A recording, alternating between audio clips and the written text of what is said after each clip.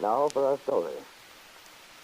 Tonight, Bill Meade hadn't been able to face another lonely dinner in his little bungalow at the Wakefield Auto Court. He'd walked into town.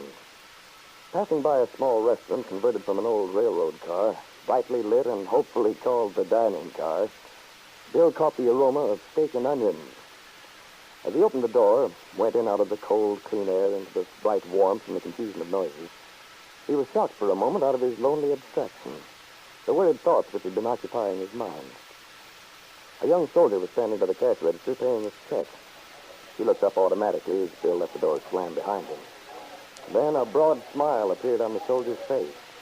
Well, I'll be darned. Sergeant Meade. Well, hiya, Dan. Get a load of the civilian clothes. I should have said Mr. Meade. How's it feel? I'm not sure yet. To tell you the truth, I never feel quite dressed. Funny how you get used to those GI uniforms. Yeah. I'll bet you're not complaining, huh, Sergeant? No, I'm not complaining. Brother, I'd sure be happy to trade with you any old time. When are you getting out, Dan? Yes, I don't know. I wish I did. Yeah, I know how you feel. Well, I'm not squawking. I've had it a lot easier than a lot of the boys. I sure would like to get home and see the wife and kids. Hey, that reminds me. Old Hawkins told me just this morning that your wife had a baby. Congratulations, Bill. That's swell. Thanks. Thanks, Dan. I'm sorry I haven't got a cigar. That's all right. I'm strictly a cigarette man anyway. Tell me about it, Bill. Is the boy? Yeah, it's a boy, all right. That's fine. Our first was a girl, but our second was a boy, Dan Jr.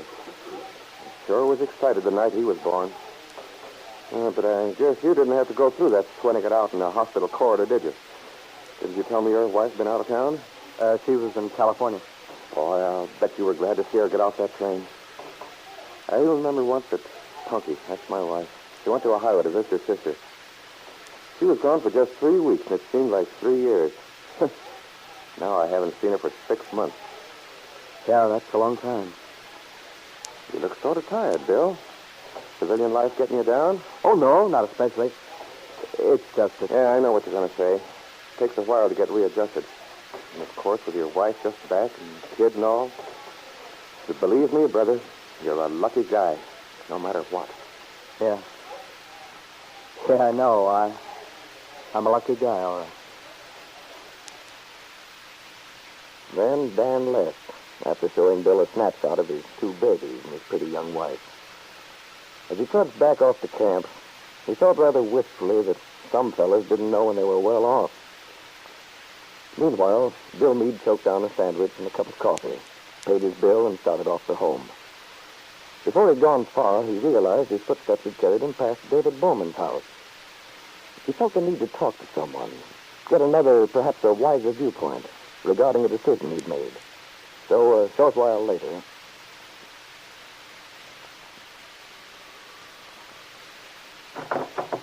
Oh, good evening, Mr. Bowman. Why, hello, Bill. Come on in. Oh, thanks.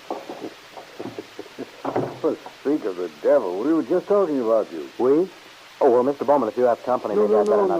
No. Aunt Mary's here. I'm sure she'll be glad to see you. Aunt Mary, huh? Yes, she was my guest at dinner tonight. Oh, gosh, I'm in luck tonight. You know, the 2 people I wanted to see are you and Aunt Mary. Look who's here, Mary. Why, Bill Meade, this is a nice surprise. David and I were just talking about you. Hello, Aunt Mary. Yeah, Mr. Bowman just told me. Should my ears be burning? Oh, no, Bill. We were saying some nice things, weren't we, David? I should say we were. Well, and that makes me feel better.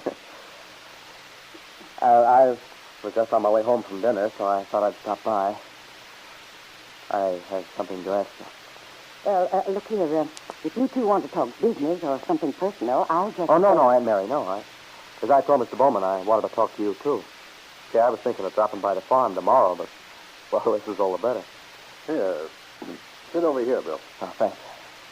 What's on your mind, Bill? Well, Aunt Mary, I've told you something about what's been going on. Did Mr. Bowman tell you I went to see a lawyer? No, I didn't mention it, Bill. I knew you'd tell her yourself when you were ready to. Yeah. Well, you see, Aunt Mary kept refused to give me a divorce. Oh, I see. So I just had to go ahead on my own. Mr. Bowman sent me to see Angus McKillop. He's a very smart lawyer, and as honest as they come. You can be sure of that. Yeah, I figured that. And besides, I knew any friend of Mr. Bowman's would be all right.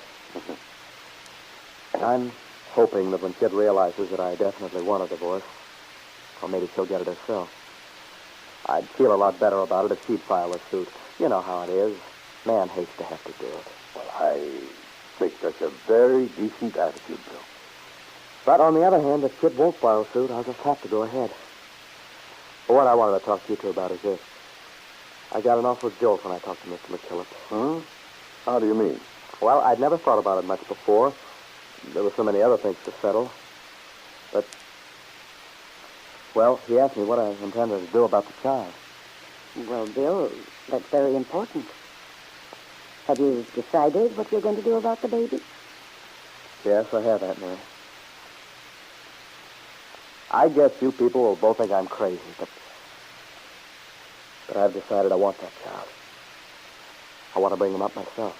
I see. You want to have custody of him? Yeah. There's nothing crazy about that? No, I understand how you feel, Bill. I think it's only natural that you should want your own son. Of course it is. As a matter of fact, I've been thinking about it a lot myself. The prospect of that baby being brought up by the Calverts, growing up in that atmosphere, has given me a great deal of distress. I can't help remembering what it's done to Kit. Yeah, I thought about it that way, too. Oh, gosh, I don't set myself up as perfect, you know, but I think I do a better job of training that kid, making a decent, honest human being of him than Ben Calvert possibly could.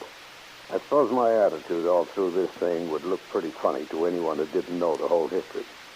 What with my being Kit's uncle, Ben's brother-in-law. But I know only too well how damaging Ben's influence can be. I saw what he did to my own sister, Kathleen, after he married her. And Kit,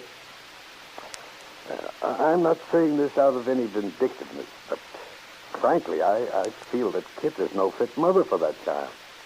Not with her present attitude toward life.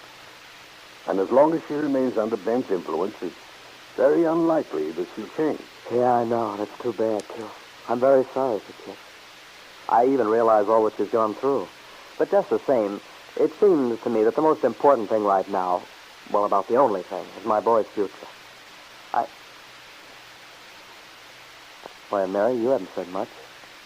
Well, Bill, it's your problem. Nobody can tell you what to do. But I think your attitude is right to consider the child first. Perhaps I can get a reliable woman to come in during the day. Of course, there must be someone available. Anyway, I'm pretty sure I could help a lot with this care myself. When I was a kid, the people next door had a new baby. I was crazy about it. I guess I could get it to stop crying when its own mother couldn't. Well, Bill, if you ever need any advice or moral support, I'd be only too glad to help. Oh, thanks, Aunt Mary. I'll probably have to call on you, too. But gosh, he's such a good little guy. He hardly ever cries. Even Kit admits that. Kit, if you could only be sure about how she feels, Bill. Yeah. Well, Aunt Mary, perhaps I shouldn't say this because I'm not even sure that Kit meant it. But I don't believe Kit wants that child. You shouldn't say it if you're not sure, Bill. But Aunt Mary, what's a guy to think? She came right out and said she wished she'd never had the child. That's too bad. Yeah, it makes me feel awful, too, because I can't help but feel responsible for her attitude. Oh, if I only had any hope that we could work things out. But I haven't. I know we'll never make a go of our marriage. Well, it's terribly difficult, Bill. Kit is so filled with Ben's influence, and it's almost impossible for any of us to know what about her is honest and what isn't. She might have spoken purely out of anger. Well, there's one thing we can be sure of. That's Ben. He's not going to sit back and give up his own flesh and blood without a fight. No. I'm afraid you're right, David. If I know Ben, and I think I do, Bill, you're going to be in for quite a struggle. Yeah, I guess I will. Well, if Mr. Calvert wants a fight, he's going to get one. You say that with much determination, Bill. But I wonder if you realize what you're up against. Ben Calvert is not a man who gives up easily. David is probably right when he says it isn't likely that he'd be willing to relinquish the baby boy he believed to be his own grandson. But Ben doesn't know, and neither do you, Bill, that the baby for whose custody you're prepared to fight, the baby whose life you've spent so many anxious hours in planning, is neither your son nor Kit's.